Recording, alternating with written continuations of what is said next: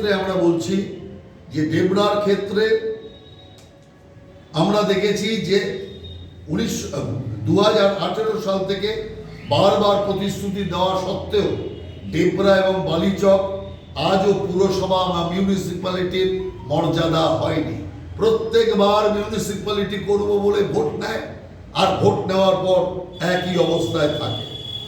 আমরা এটাও দেখেছি যে তৃণমূল কংগ্রেস চোলাই মদ পাচারের অভিযোগে আবগারি দপ্তরের হাতে আটক হওয়ার পর হেফাজতে মৃত্যু আদিবাসী চিকিৎসক ডক্টর সোরেন এবং তার বিধবা স্ত্রী পরিষ্কার করে অভিযোগ তুলেছে যে তৃণমূল কংগ্রেসের কারণে এই ঘটনা ঘটেছে, কিন্তু তারও বিচার আজ পর্যন্ত হয়নি। কাকড়া মোহনপুরে 2.5 বছরের শিশু সুস্মিতা মুর্মু কাদামাখা ও বেহাল রাস্তার কারণে সময় মতো চিকিৎসা না পেয়ে মারা যায়। তৃণমূল কংগ্রেসের নেতা দিলীপ পাত্র রেলওয়ে সুপারভাইজারের চাকরির মিথ্যা প্রতিশ্রুতি দিয়ে সেখানে লক্ষ লক্ষ টাকা আত্মসাৎ করেছে, কিন্তু তার বিরুদ্ধে কোনো রকম ব্যবস্থা এই সরকার নেয়নি।